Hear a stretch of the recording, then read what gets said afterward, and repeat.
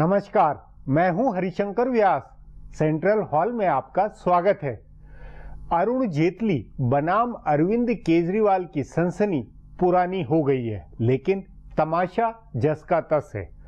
अदालत, जांच आयोग, संसद और एक प्रदेश सरकार के कई पहलू इस तमाशे से जुड़े हैं।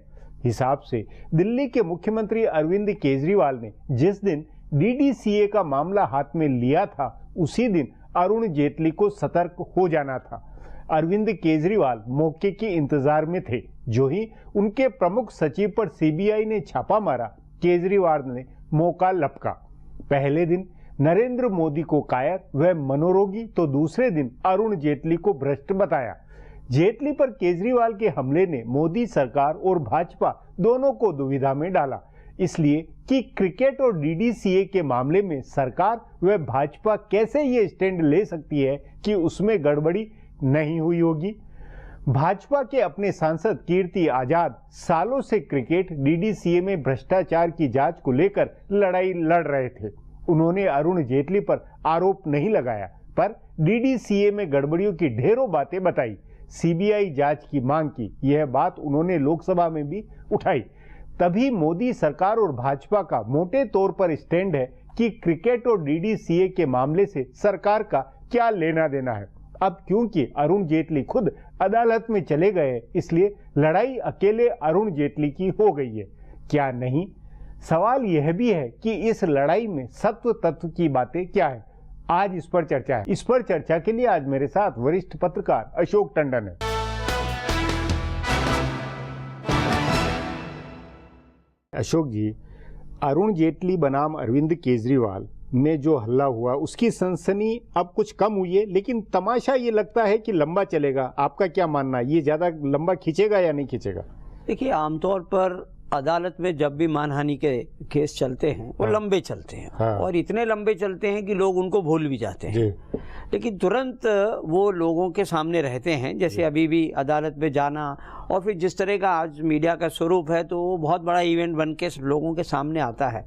पर मुझे लगता है कि इस तरह के इतने केसेस चल रहे हैं इस देश में, और बड़े बड़े नेताओं के बीच में, केजरीवाल के साथ ही कई नेताओं के केस चल रहे हैं, तो उसमें डेट पड़ती रहती है और ऐसा केस सालों साल चलते रहते। नहीं, वो चलते रहते मान, लेकिन जैसे 5 जनवरी को अगली पेशी है, उसके बाद राम जेठमलानी वहां मौजूद होंगे, फिर उसके बाद जनवरी में, क्योंकि अगर अरुण जेटली कोर्ट गए हैं तो वो तो इस मकसद से गए कि तुरंत फिक्स हो और अरविंद केजरीवाल और ये झूठे साबित हो, तो क्या ये जल्दी संभव है? देखिए, संभव तो हमारे देश में अदालतों में कुछ भी जल्दी होना संभव नहीं है। लेकिन क्या होता है, एक या दूसरी हियरिंग के बाद कोर्ट में पेशी से एग्जम्पशन मिल जाती है, तो नेता लोग तो बाहर चले जाते हैं, वकील फिर उस केस को चलता रहता है कई साल तक, और मीडिया का फोकस भी थोड़े दिन बाद किसी और इश्यू पर चला जाता है। तो मुझे नहीं लगता कि ये जो तमाशा हुआ है ये बहुत लंबा चलेगा। अरुण जेटली का कोर्ट में जाना ज्यादा ये नहीं था, अपने आप को उलझाने वाली बात नहीं थी। नहीं, देखिए, एक बात क्या होती है कि जब भी कोई किसी पर आरोप लगाता है, निराधार हो या कैसे हो,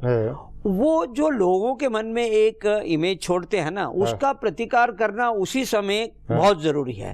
या तो ये मुद्दा संसद में उठाया जाता तो अरुण जेटली संसद में इसका जवाब देते, लेकिन अगर वो मामला इस तरह से दिखाया जाए कि वो बहुत बड़ा भ्रष्टाचार है और उसमें ये दोषी ऐसे दिखते हैं, तो उसके प्रतिकार करने का एक ही तरीका है कि आप तुरंत एक मानहानि का दावा ठोक दीजिए। ये बात ठीक है। और 2 दावे ठोकने के बाद जनता में ये इंप्रेशन जाता है कि अगर ये नेता भ्रष्ट होता तो ये 10 करोड़ का दावा नहीं ठोकता और क्रिमिनल दावा भी नहीं ठोकता। तो मुझे लगता है ये जो जनता में परसेप्शन बनता है, आरोप लगने पर जनता जब बातचीत करती है, बहस करती है, तो उसका तुरंत प्रतिकार करने के लिए ये मानहानि का दावा एक बड़ा अच्छा रास्ता है। लेकिन यहाँ दिल्ली सरकार अपनी तरफ से एक कमीशन अलग बैठा रही है, वो और डीडीसीए की जांच का एक अलग मामला किया। तो सरकार एक तरफ पार्टी, प्रदेश सरकार, कमीशन, दूसरी तरफ एक ये अदालत की कार्रवाई, तो ये तीनों चारों से लगता नहीं कि हंगामा ये लंबा खींचेगा, चलेगा। गृह मंत्रालय दिल्ली सरकार को चलाता है, तो क्या दिल्ली का मुख्यमंत्री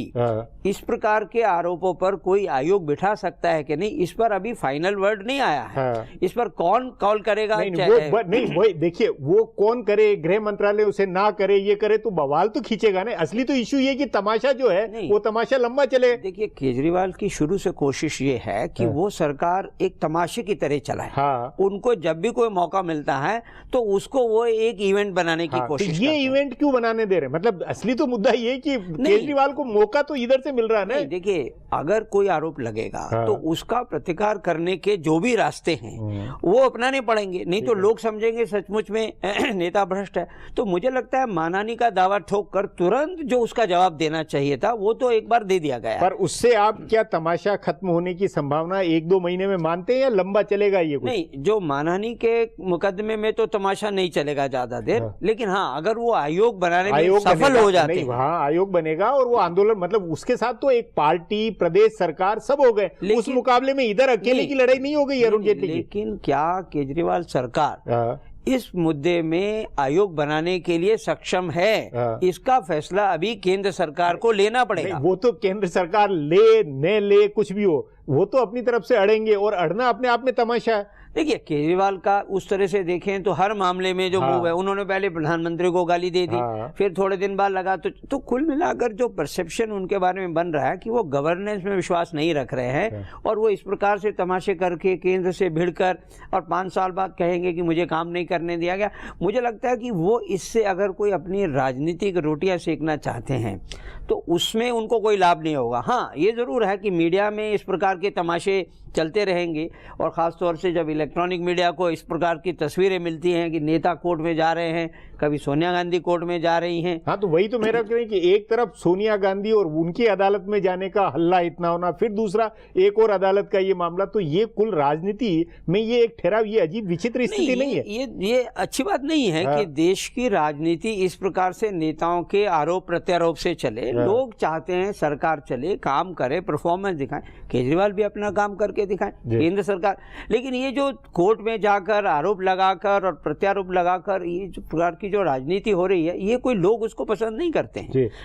नहीं, तो उस नाते आपके अनुसार अरुण जेटली की लड़ाई, क्या ये नहीं लगता है कि वो अदालत में जाने के बाद अकेले की लड़ाई हो गई? वो राजनीतिक पार्टी बीजेपी सरकार की लड़ाई नहीं है, क्योंकि क्रिकेट और डीडीसीए का मामला है। ये क्या मानना है? नहीं, देखिए, अगर केजरीवाल का आरोप उसकी लड़ाई राजनीतिक है तो अरुण जेटली अकेले कैसे पड़ जाएंगे? उनके साथ भी उनकी पूरी सरकार और पूरी उनकी पार्टी खड़ी रहेगी। उसमें कीर्ति आजाद या ये जो एक सवाल है, अपनी जगह वैलिड सवाल है कि भाई कीर्ति आजाद ये तो वो भी अपनी तरह से लड़ाई पार्टी के अंदर लड़ रहे हैं, तो पार्टी एकजुट नहीं है। कीर्ति आजाद से ये कहना पार्टी एकजुट नहीं है ठीक नहीं होगा। कीर्ति आजाद तो डीडीसीए के बारे में कई साल से बातचीत कर रहे और यूपीए सरकार के दौरान इस पर इंक्वायरी हो चुकी है। उस इंक्वायरी में साफ कहा गया अरुण जेटली का कोई रोल नहीं है।